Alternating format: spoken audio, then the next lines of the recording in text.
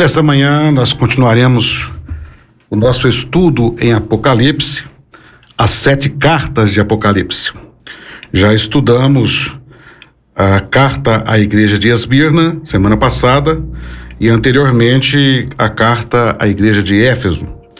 E hoje estaremos estudando a carta à igreja de Pérgamo, que está no livro de Apocalipse, capítulo 2, a partir do versículo 12. Estaremos lendo o texto, todo o conteúdo desta carta, que diz assim: Ao anjo da igreja em Pérgamo escreve: Isto diz aquele que tem a espada aguda de 2 gumes. Sei onde habitas, que é onde está o trono de Satanás. Mas retens o meu nome e não negaste a minha fé. Mesmo nos dias de Antipas, minha fiel testemunha, o qual foi morto entre vós, onde Satanás habita.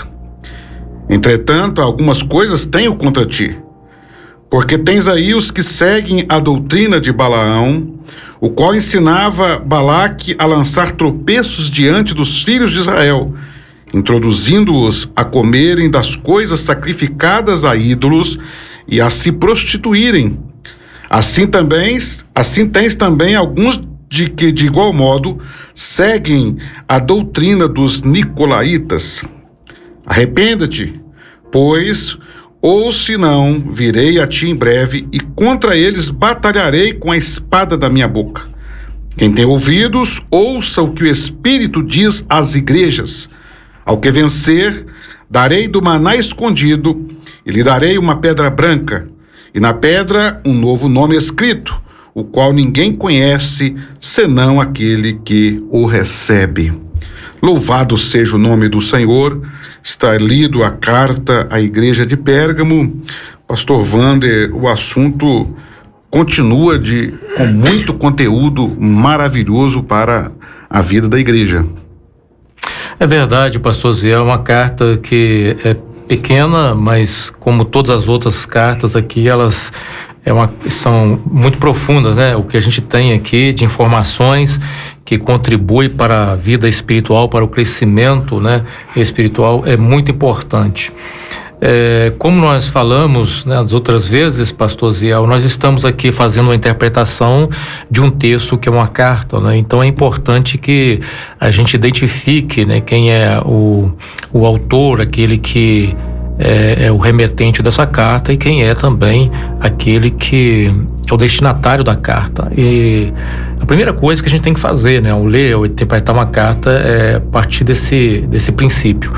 E o que nós vemos na palavra do Senhor é que aquele que é o remetente da carta é aquele que vai se identificar como aquele que tem a espada afiada dos 2 lados, né, ou de 2 gumes também, né?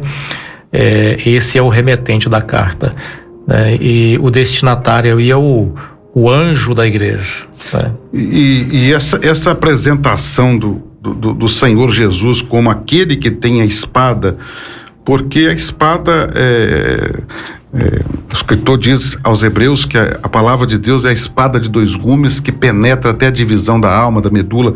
E ele vai se apresentar aqui porque nós vamos ver no conteúdo da carta, algumas situações que só a palavra de Deus poderia entrar para cortar aquilo, a figura da espada de 2 gumes, porque ela vai entrar para cortar, separar aquilo que era agradável a Deus e o que não era agradável a Deus, né? Uma espada poderosa para fazer essa divisão daquilo que... Então ele se apresenta como esse, e isso já vai nos ensinando muita coisa, irmãos, que a palavra de Deus, ela é a grande revelação de Deus para agir onde está a idolatria, onde está o pecado, onde está a prostituição. O conteúdo da carta vai nos falar disso, e é a palavra de Deus, né? E que tem esse poder para separar aquilo que é santo e profano. Perfeito a colocação, pastor Ziel.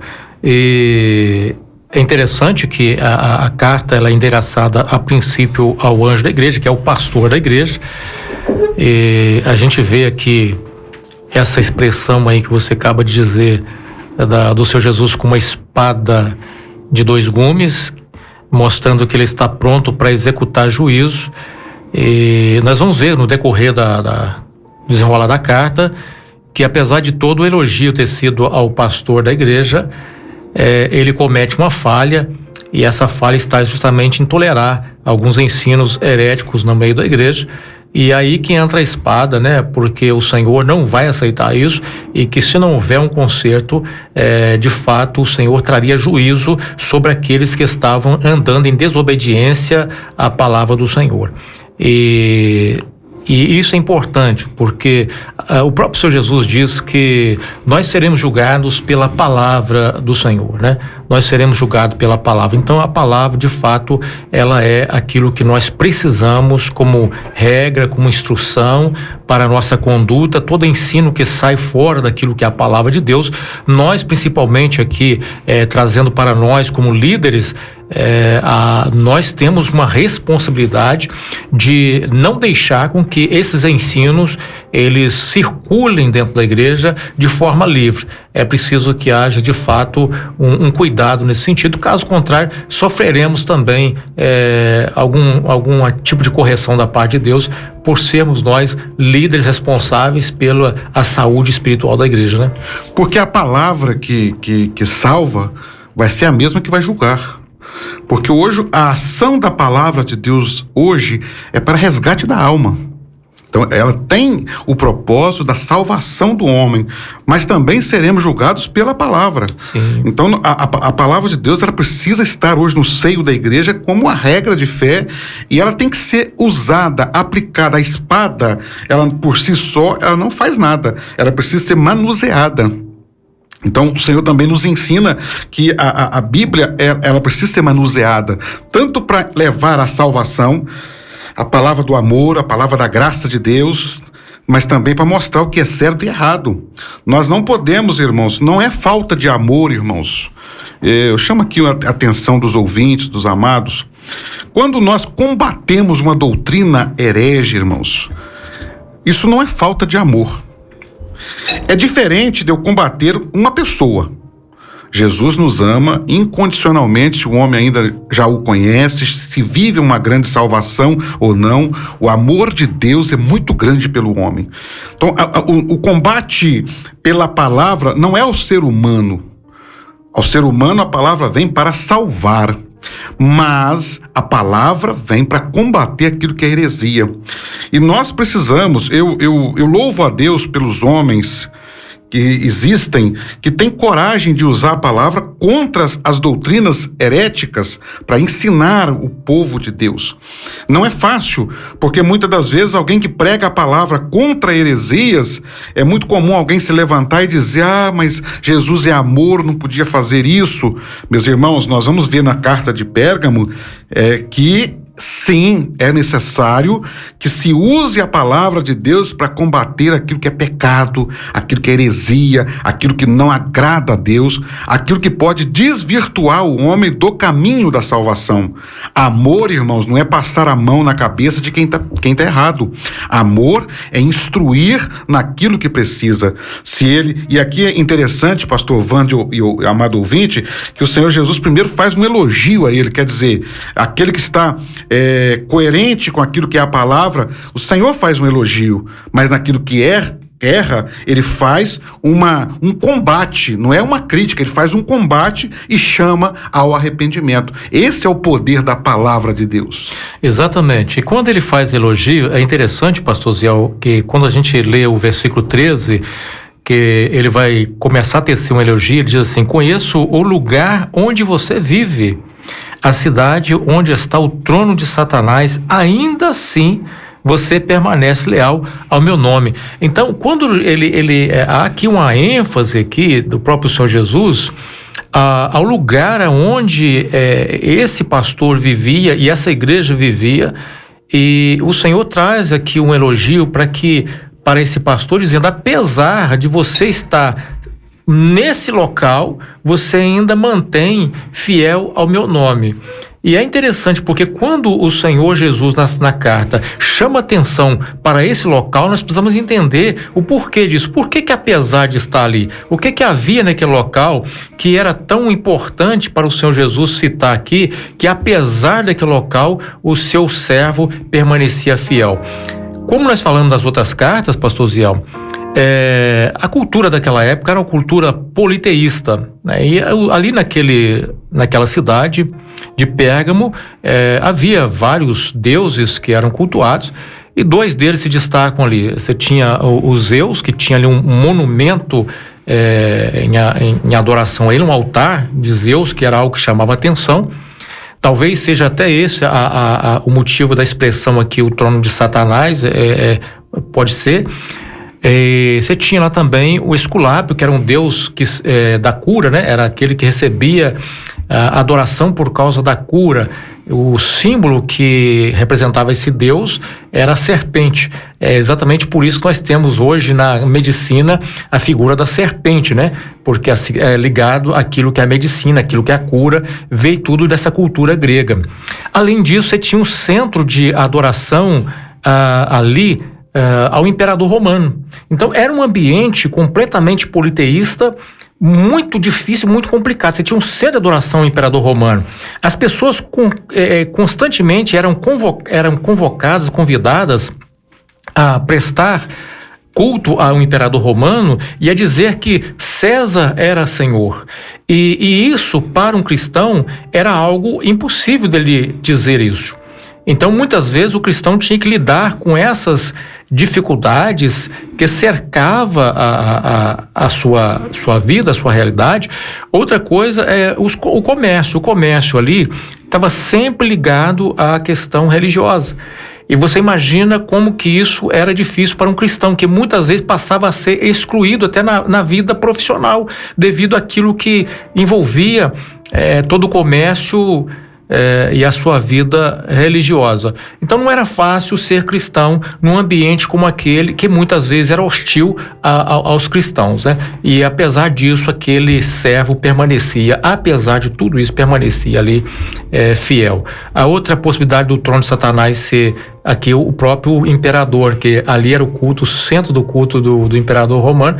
É possível também que essa expressão trono de Satanás seja direcionada também ao imperador romano. É interessante. Eusébio de Cesareia, ele até relata um caso de um cristão que ele era vendedor de ídolos, e quando ele se converte, ele quebra aquilo e causa um reboliço ali na cidade, e onde ele habitava. Justamente por aquilo que você falou, ele se converte ao Senhor e ele entende, e aí vem as dificuldades. Mas um ensinamento aqui, o pastor Wander, ouvinte, é muito importante de mostrar o seguinte: a nossa fidelidade, irmãos, não está ligada ao ambiente que nós vivemos. Exatamente. Né? A gente vê às vezes algumas igrejas até proíbe a pessoa de ir numa festa da família porque, não, lá vai fazer isso que não é compatível ao nosso culto. Às vezes a pessoa evangélica, não, lá vai ter uma reza, não pode ir porque, espera aí, a sua fé está ligada ao ambiente que você vive, então você vai ter que morar dentro da igreja onde você congrega. Não. Nós temos que ter a sabedoria, a maturidade para conviver em um mundo mau, conviver com idólatras, com pagãos, com todos, e não nos contaminarmos. Lembro aqui de Daniel, lá na Babilônia, foi um exemplo claro, né, de um dos homens de Deus, que conseguiu viver no meio dos ídolos, dos templos idólatras, circulava no meio daquilo tudo, mas não se contaminava. Até porque quem conhece a palavra de Deus e vive pela palavra, ele sabe que um ídolo, ele não é nada. E ele é apenas uma imagem que não tem poder nenhum. Então aquilo não contamina o cristão. E ali, no meio daquele... E nós estamos falando aqui, irmãos, não apenas algo figurado. A igreja estava localizada... O próprio Senhor Jesus diz onde está o trono de Satanás. Quer dizer, o centro do mal estava ali, do politeísmo, do paganismo, daquilo que era um impedimento a servir a Deus. Contudo, não pecaram. Então, um exemplo para nós, irmãos, você pode estar em qualquer lugar, se você serve a Deus, Não estamos dizendo aqui que você deve procurar frequentar ambientes que não glorificam a Deus, não é isso. Mas estamos dizendo que se você, por necessidade, está em algum ambiente que não é aquele que você normalmente gostaria de estar, você não precisa se contaminar com ele, porque a fé viva, ela está no coração do homem. O apóstolo Paulo, dentro disso que você acabou de dizer aí, quando ele orienta na carta à igreja de Corinto, né, ele trata dessa questão dos ídolos, e ele também faz uma colocação, ele coloca os ídolos ali, aquilo que era oferecido aos ídolos, na verdade, quem recebia aquela oferenda, aquela oferta, eram os demônios. E ele vai orientar o povo a igreja, dizendo que o ídolo em si não é nada, mas que não queria que ele se tornasse participante do culto a demônios. Então que o ser humano é livre, mas que nem todas as coisas nos convêm. Então é exatamente isso que nós temos que ter, a sabedoria para saber lidar em qualquer ambiente sem ser contaminados e sem causar escândalo, quer seja, como diz a palavra do Senhor, a judeu, a grego e a igreja do Senhor Jesus, né? E então, por isso que Paulo, ele fala até, nós sabemos que a Bíblia, ela, tanto no Velho Testamento como no Novo, ela combate veemente comer das coisas sacrificadas a ídolos. Mas Paulo, ele é interessante, ele fala assim, quando você chegar num lugar, coma de tudo, não pergunte nada. Sim. Porque isso não vai, a consciência que vai fazer. E isso é muito importante. Então, nós que somos, você tem a sua fé, você não vai porque está convivendo com um ambiente, às vezes, idólatra, que você vai ceder à idolatria. Ou você está num ambiente pagão que você vai fazer as práticas do paganismo. A questão é a sua postura como cristão.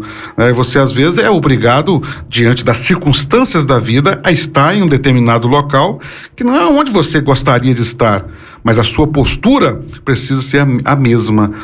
Nós somos cristãos onde nós estivermos.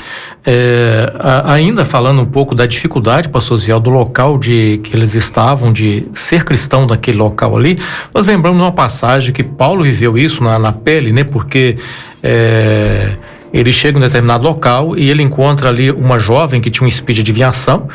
E havia por trás daquela jovem aquele que enriquecia com aquela prática, né? E vendia ali os seus ídolos ligado àquele tipo de prática pagã. E o apóstolo Paulo, cheio do Espírito Santo, entende que aquela adivinhação daquela mulher, na verdade, era fruto de um espírito maligno, repreende o espírito maligno daquela jovem, aquela jovem é liberta do espírito maligno, mas há um prejuízo financeiro para aqueles que viviam à custa daquilo ali. E aí, por causa disso, eles são presos, né? Eles são levados para a prisão, ele apanha e tal, aquela coisa toda. Então, ser cristão. E aqui nós vimos até o relato de uma fiel testemunha que possivelmente foi martirizado justamente por talvez pregar contra aquilo ou por rejeitar a prática de adoração ao imperador, não sabemos, Antipas, né? Antipas. Provavelmente no ambiente que ele estava, não sucumbindo àquilo ali. Há alguns relatos históricos, não está na Bíblia, que Antipas era um comerciante, um homem bem de situação ali, mas que ele começou a pregar contra aquelas práticas, se tornou um rival ali e ele foi morto por servir ao Senhor. Ele foi martirizado por amar a Jesus e por não sucumbir às práticas que era comum naquela cidade, né? Inclusive a tradição, né? A tradição fala que a morte dele, eles colocaram ele dentro de um touro de metal e ele foi queimado ali dentro daquele touro de metal, né? Essa tradição informa isso. Mas pouco se sabe, na verdade, sobre a vida de Antipas, né? A história, na verdade, ela não traz muita coisa com relação à vida de Antipas. E eu, ouvindo recentemente uma pregação de um pastor, o pastor Augusto Vailate, um homem de Deus e muito sábio, e ele fez uma colocação com relação a Antipas que eu achei muito interessante, pastor Zé, que ele falou o seguinte, que pouco se sabe com relação a esse servo de Deus que foi mártir, mas o que a colocação dele? O servo do Senhor fiel, ele pode ser esquecido pelos homens, mas ele será lembrado por Deus. Glória a Deus. Então a história esqueceu dele, mas o Senhor lembrou daquele servo fiel que morreu. Então, os cristãos estão aí sendo fiéis ao Senhor. Pode ser que futuramente as pessoas esqueçam de você, mas o Senhor lembrará de cada servo que permanece fiel. Eu achei muito interessante essa colocação desse pastor, e eu gostaria... E realmente, assim, bonito, né? A forma que ele alcançou essa menção a Antipas, e ficou registrado para a eternidade. Né? Glória a Deus. A Bíblia, ela vem trazendo e registrado para a eternidade. Irmãos, louvado seja o nome do Senhor. Que amor que o Senhor tem por nós. É muito gostoso, irmãos, nós entendermos isso. E não só Antipas, mas quantos deram a sua vida pelo Senhor, que nós nem sabemos. Quantos? A história mostra que centenas, milhares de pessoas sucumbiram, tanto nos primeiros séculos da história da igreja, como também na época da Reforma. Quantos morreram por amor ao Senhor, que nós nunca saberemos quantos são, mas Deus conhece cada um e conhece pelo nome. Isso é maravilhoso. E continua ainda, né, pastor Ziel, continua pessoas sendo martirizadas ainda pela fé cristã, espalhada aí nesse mundo, né? Ontem eu vi uma reportagem rapidinha assim sobre um pastor, eu creio que seja um pastor, né? Um senhor de idade, 60 e poucos anos, que foi ali martirizado no local aí. Pelo Estado Islâmico, né? Por causa por construir uma igreja. Ele construiu uma igreja, ele foi morto ali por construir uma igreja. Então as pessoas continuam pagando aí esse preço. E nós temos que estar orando, né, por todos, para que Deus sustente a fé, porque, veja bem, quando o Senhor cita aqui Antipas, ele repete novamente, fala: Antipas, minha fiel testemunha, o qual foi morto entre vós, onde habita Satanás. O Senhor faz questão de falar de novo: olha, ele morreu fiel no meio de tudo isso. Então não há motivo para você perder a sua fé, porque você está passando por uma luta, porque você passa por uma dificuldade. É como se o Senhor estivesse dizendo para nós: não importa a circunstância externa, seja fiel. E ele fala: a minha fiel testemunha. Ele cita o martírio de Antipas, ele cita ali a morte de Antipas, a fiel testemunha, que foi morto entre vós, onde Satanás habita. Ele está dizendo: não tem nenhum motivo para perder a fé. Não são as lutas externas que podem roubar a bênção, a alegria, o vigor e a certeza da nossa salvação. Perfeito. Pastor Ziel, depois dos elogios ter sido aqui, né, à igreja, o Senhor vai fazer algumas correções. Aqui no versículo 14 dizem: contudo, tenho contra você algumas queixas.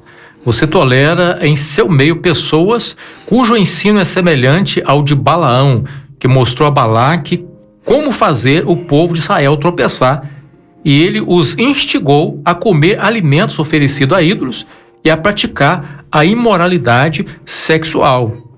Então, veja bem, esse líder é chamado a atenção dele porque ele estava tolerando algumas pessoas que estavam fazendo exatamente algo que era semelhante à prática de Balaão, né? E que envolvia, na verdade, aí, o pecado da idolatria, a imoralidade sexual, né? E um detalhe na vida de Balaão, que a ordem de Deus para Balaão era abençoar o povo de Israel. Havia uma palavra de Deus para Israel naquele momento de uma bênção, e Balaque era inimigo de Israel. Balaque era o rei ali dos amorreus, se eu não me engano, e ele vai ouvir Balaque por interesses financeiros. Em vez de abençoar o povo, ele tinha palavra de tropeço para o povo. Ele não profetizou contra Israel, Balaão, mas ele ensinou a Balaque como lançar tropeços sobre o povo de Israel. E isso desagradou a Deus de uma forma terrível. Porque havia uma das práticas que Balaão ensinou a Balaque, é o seguinte: que as mulheres do povo de Balaque eram mulheres muito bonitas.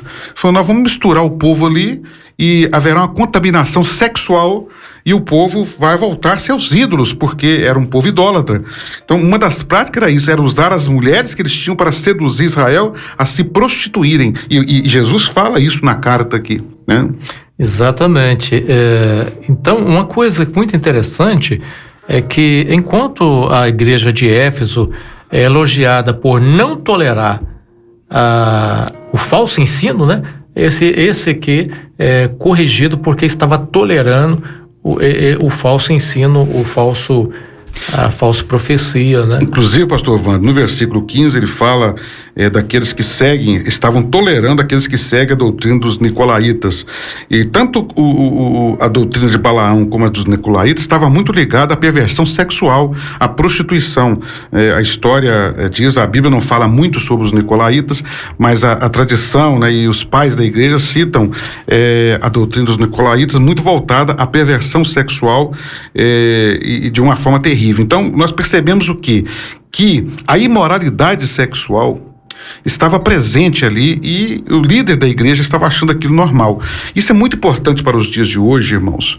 Nós vivemos um dia da liberdade sexual. É pregado isso por os 4 cantos da terra, né, do nosso país, por exemplo. Da terra não, existem locais que são muito ainda rígidos a questão da moralidade sexual. Mas no Brasil, por exemplo, nós vemos está escancarada a pregação da imoralidade sexual. A ponto de você ver, eu chamo a atenção aqui dos amados, o seguinte, a nossa lei brasileira, ela diz que o contato sexual de alguém acima de 18 anos com alguém menor de 18 anos é crime. Mas nós vemos hoje um incentivo sexual entre 2 crianças, entre 2 jovens, achando tudo normal. Então, nós estamos vivendo um momento onde a imoralidade sexual, ela tem tomado conta. E eu digo aos amados que esse fenômeno, se assim poderia dizer, está entrando dentro das igrejas. As pessoas acharem que é normal a imoralidade sexual, né? A vida sexual fora do casamento, o adultério. Por isso nós vemos hoje o número de divórcio hoje no meio cristão, ele é muito grande. E o divórcio, ele surge por 2 motivos, pode ser por incompatibilidade de gênero, como diz as pessoas, mas normalmente está envolvido com problemas sexuais fora do casamento. E as pessoas estão achando muito normal brincar desse ato. Né? Nós temos hoje as mídias sociais, que são algo maravilhoso, podemos dizer maravilhoso, porque nós estamos alcançando aqui cidades, em qual lugar? Devido à tecnologia das mídias sociais. Mas, ao mesmo tempo, ela abre uma porta hoje que tem destruído muitas famílias, muitos casamentos, porque a imoralidade sexual, ela começa nos olhos, ela começa no elogio. É muito comum a gente ver nas redes sociais, às vezes uma mulher, um homem posta ali uma foto e de repente começa ali os elogios. E eu me lembro um casal que fazia parte da igreja que eu frequentava, que foi destruído, um casal jovens, bonito casal, viviam lindamente juntos, sempre juntos, e meu amor daqui, meu amor de lá, lindos.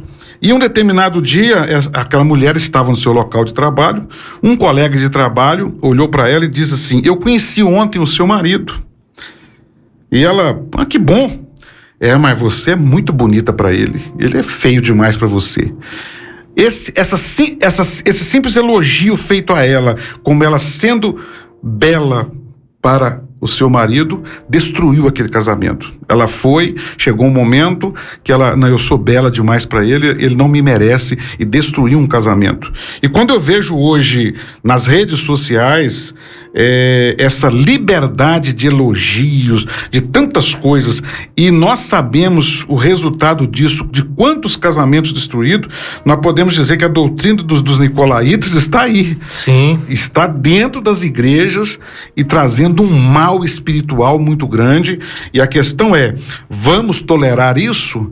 Quando eu digo vamos, a palavra aqui tanto aos pastores, né, a nós pastores, como também aos membros das igrejas, aos cristãos.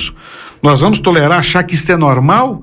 Que não podemos falar contra a imoralidade sexual? Porque Jesus é amor e vamos aceitar isso dentro? Aí nós vamos ver que a partir do versículo 16 há uma palavra do Senhor contra esse tipo de atitude. Interessante, pastor Ziel, é que as pessoas que querem continuar vivendo esse tipo de prática, eles sempre vão encontrar um líder que tolera. Então, se eles querem viver esse tipo de prática, eles sempre vão encontrar um líder que tolera.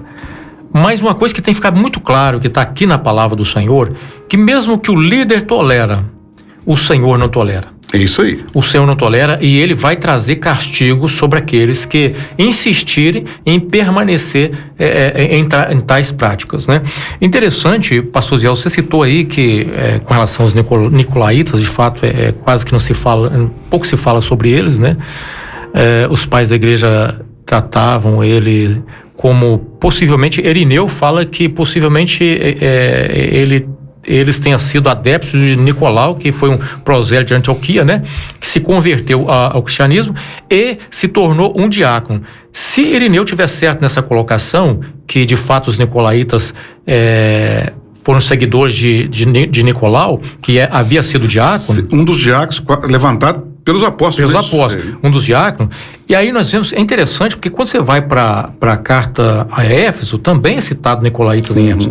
Mas é interessante que ali, na carta de Éfeso, faz menção àqueles que dizem ser apóstolos e não são.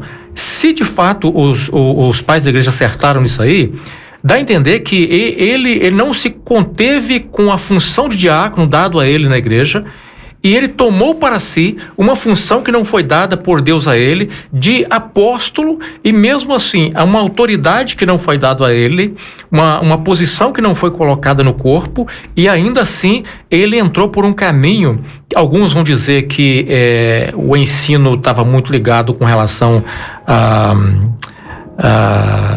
a idolatria, que está aqui, claro, aqui no texto. Quando você lê o contexto aqui, você vê que ao citar Balaão, e logo em seguida citar os nicolaítas, faz uma referência que possivelmente esse era o ensino deles. Esse era o ensino deles, voltado para a imoralidade sexual e para a idolatria. O contexto nos mostra isso. E também, pastor Wander, que ele era cristão. Era cristão. Chamado de apóstolo não é. Ele não desviou do cristianismo, da figura do cristianismo, mas ele desviou da doutrina pura. Exatamente. Da pureza da doutrina.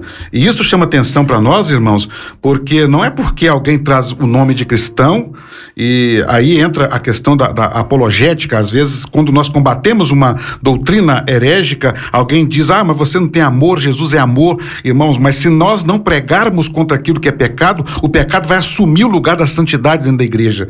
Por isso que Jesus olha para ele e fala, aqueles que dizem que são apóstolos não são, porque ele estava lá como um cristão, só que com uma libertinagem sexual. A história diz que ele inclusive oferecia a mulher dele para quem quisesse casar com ela e coabitar com ela, porque a imoralidade na mente daquele homem tomou tal forma que tudo isso era normal. Parece que nós estamos lendo uma carta escrita semana passada, né? É o momento que nós estamos vivendo. O momento que nós estamos vivendo dessa imoralidade sexual se tornando coisa normal. Pessoa casa, descasa, prostitui, cai em adultério, casa de novo, e continua cristão, está tudo normal. E nós temos que tomar muito cuidado. Não estamos aqui atirando pedras em quem passou por seus desvios, estamos dizendo cuidado, né? Porque a palavra do Senhor aqui no versículo 16, para essas pessoas arrepende-te. Exatamente. Né, pastor Wander? Como que nós como pastores, não podemos dizer isso? Arrepende-te. Se o Senhor está dizendo, nós temos que transmitir isso. É necessário arrependimento, a sair dessa vida, que isso não glorifica o nome do Senhor. Isso mesmo. A mensagem é essa, não é outra. Apontar aquilo que é o erro e chamar ao arrependimento.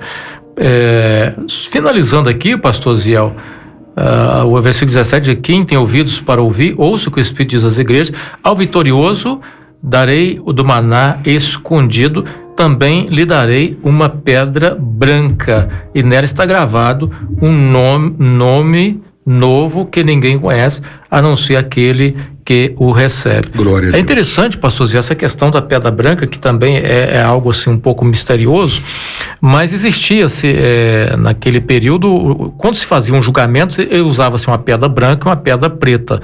Então a pedra branca está muito ligada com a absolvição.